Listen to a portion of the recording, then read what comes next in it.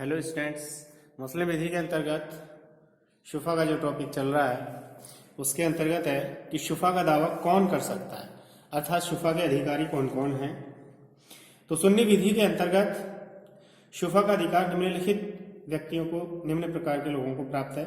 पहला है शफी शरीक यानी सहअंशधारी, दूसरा है शफी खलीद यानी उन मुक्तियों में भाग लेने वाला, और तीसरा है शफी जार यानी पड़ोसी या पड़ोस के नाते का अधिकार। तो सबसे पहले है शफी शरीक। यह संपत्ति के सह अंशधारी या सह स्वामी का अधिकार है। सह अंशधारी संपत्ति में अविभाजित अंश का स्वामी होता है। वो व्यक्ति जो किसी सामान्य पूर्वज की संपत्तियों को उत्तराधिकार में प्राप्त करते हैं, ऐसी संपत्तियों में सह अंशधारी होते हैं। यदि कोई सह अंशधारी संपत्ति को बेचता है तो दूसरा सह अंशधारी ऐसी संपत्ति पर शुफा के अधिकार का दावा कर सकता है। शफी शरीक या सह अंशधारी का शुफा का अधिकार सर्वश्रेष्ठ प्रकृति का होता है, और यह अन्य दो प्रकार के जो अग्रक्रय अधिकारी हैं उनको अपवर्जित करता है। केस है आत्म प्रकाश बनाम हरियाणा राज्य 1986 सुप्रीम कोर्ट। इस केस में सुप्रीम कोर्ट ने निर्णय दिया कि शफी शरीक के आधार पर अग्रक्रय का अधिकार संवैधानिक है यानी कॉन्स्टिट्यूशनल है। दूसरा है शफी खलीद या संपत्ति की उन्मुक्तियों तथा पांगों में भाग लेने वाला व्यक्ति। कोई व्यक्ति अग्रक्रय अधिकार का दावा इस आधार पर कर सकता है कि वह किन्हीं उन्मुक्तियों तथा संलग्न वस्तुओं में भाग लेता है, जैसे विक्रय की गई संपत्ति में से उसे मार्ग का निकास का अधिकार है या पानी गिराने का अधिकार है, तो ऐसे अधिकार को शफी खलीद कहते हैं। शफी खलीद का अधिकार केवल रास्ते के अधिकार तथा पानी के निकास के अधिकार पर ही सृजित होता है, अन्य किसी सुखाचार पर नहीं, जैसे हवा प्रकाश आदि पर नहीं होगा। लाडूराम बनाम कल्याण साहा AIR 1963 राजस्थान। इस केस में राजस्थान उच्च न्यायालय ने अवलोकन किया कि शफी खलीद के रूप में शुफा के अधिकार का दावा प्रकाश और हवा के आधार पर नहीं किया जा सकता है। ऐसा अधिकार केवल मार्ग और जल के सुखाचार तक ही सीमित है। तीसरा है शफी जार या आसन संपत्तियों का स्वामी या पड़ोस के नाते का अधिकार। जार का अर्थ है पड़ोस।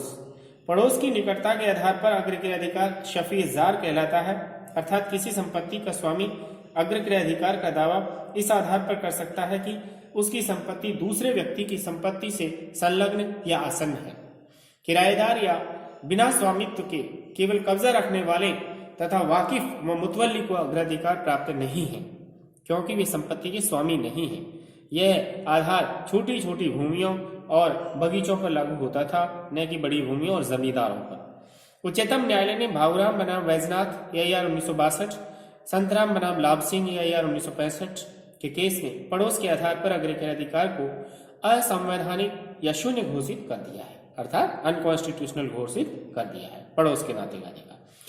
प्रथम श्रेणी के अधिकारी शफी दूसरी श्रेणी के शफीकों को अपवर्जित करते हैं और दूसरी श्रेणी के शफी तीसरी श्रेणी के शफियों को अपवर्जित करते हैं, परंतु एक ही वर्ग के अग्रक्रय अधिकारियों के बीच आपस में कोई असमानता नहीं रहती है।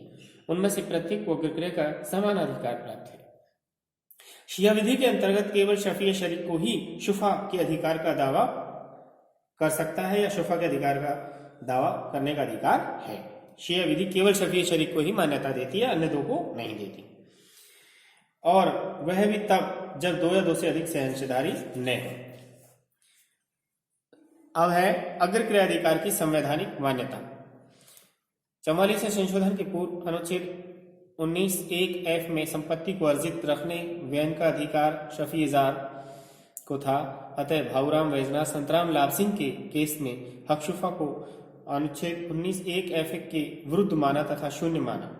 लेकिन 44 संशोधन के बाद अब 19(1)(f) को निरस्त कर दिया है, लेकिन अभी भी न्यायालय का यह मत है कि शुफा के अधिकार की युक्तियुक्तता को अनुच्छेद 14(15) के अंतर्गत जांची जानी चाहिए। आत्म प्रकाश वर्सेस हरियाणा राज्य के केस में उच्चतम न्यायालय ने शफी शरीक को ही संवैधानिक माना है। रज्जाक साजन साहिब भगवान बनाम इब्राहिम आजी मोहम्मद हुसैन, इस केस में उच्चतम न्यायालय ने माना है कि आसन संपत्तियों को अथवा पड़ोस के नाते यानी शफी जार शुफा का अधिकार असंवैधानिक है, इसलिए मान्य नहीं होगा। अग्रक्रय अधिकार विधि का संघर्ष। अग्रक्रय अधिकार या शुफा में तीन पक्षकार होते हैं, विक्रेता, विक्रेता और शफी। अगर तीनों पक्षकार एक ही धर्म के हैं या विचार पद्धति के हैं तो कोई कठिनाई उपस्थित नहीं होती है, क्योंकि उनकी विधि लागू हो जाएगी। परंतु पक्षकारों को लागू होने वाली विधियों में संघर्ष हो, अर्थात जब पक्षकार भिन्न धर्म के हों, दूसरा जब पक्षकार भिन्न विचार पद्धति के हों, ऐसी स्थितियों अग्रक्रियाधिकार की विधि निम्न प्रकार की होगी। विक्रेता तथा शफी दोनों मुसलमान होने चाहिए। यदि दोनों में से एक भी गैर मुस्लिम है तो हक शुफा की विधि लागू नहीं।